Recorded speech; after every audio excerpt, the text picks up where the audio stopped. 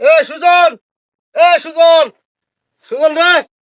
এই যা শেষ করে জমিদারের ছেলে বলে নাতি আয় দেখ আর ভাল লাগতো না। সুজন, সুজন, এই। আরে ভাই তুমি আরে কোথা? ভাই আরে এই তো সামনে যাইতেছিলাম ভাই। ও, আরে তার তোমার অবস্থা কি ভাই? এ, তুই আসলে বুঝছ না আমার গেটা দাস। না গেটা তো তোমার জমিদারের নাতি, মাঝে মাঝে দেখা যায় আরে। এই যে কইতাম নাই দিন যে তোর ভাবি রে 70 বড়ি স্বর্ণ দিয়া হ্যাঁ হ্যাঁ হ্যাঁ ওই যে ওই দিন বলছিল যে হ্যাঁ দুপুর দি মারা গেলছি। হ্যাঁ মারা গেলছি। এই সব বানাস কই মারা গেলছি। ভাই কেন বানাই দিলা ভাই? ওই যে দান দিবে চলছিলাম। এই ভাই ভাই কুশ হইছে না? আবার দিঘা খুশি মানে আরে জমিদারের বউ বুঝছ না। আচ্ছা আচ্ছা আলাদা আচ্ছা ভাই জমিদার নাতিন বউর কি দেখতে কেমন দেখা যায়? সেই বাপ বাপ সেই আর বিষয় হচ্ছে আমরা তো মনে কর কথা দিয়ে কথা নাই।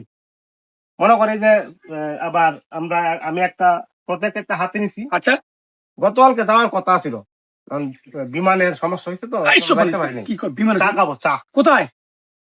দেখি প্রোগ্রাম আছে কোথায় যাই এখনো শিওর হয়েছে না। শিওর বিমানওয়ালা বলবে, সে বলবে আমাকে কোথায় নিয়ে যাবে সে। ওরে বাপ রে বাপ। বুঝছস? জমিদারের তুই নাতি বুঝ বলে কথা। আমি কোন পর্যায়ে আছি।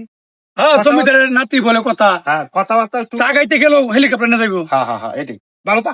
আচ্ছা আমি আইছিলাম এটা লাগি তুই আমার ভাই বেড়াদার তোরা তো না শুনাই, তাহলে তো মাইনটা খারাপ করবো। আমি জমিদারের নাতি দেখি ভালো থাকি। আচ্ছা আল্লাহ বাঁচাইলে বুঝছেন, এরকম জমিদার চাপাবাজ নাদের সামনে কেউ ফইরেন না ভাই। আপনাকে বলি মানে প্রত্যেক দিন আইসা আমার যা বিরক্ত করে করে আমার চাপা মারিয়া আমার জীবন আমি সামনে আর সামনে পড়লেই শুধু চাপা মার দেয়, আমার জীবন নাইছে নষ্ট হয়ে যাবে।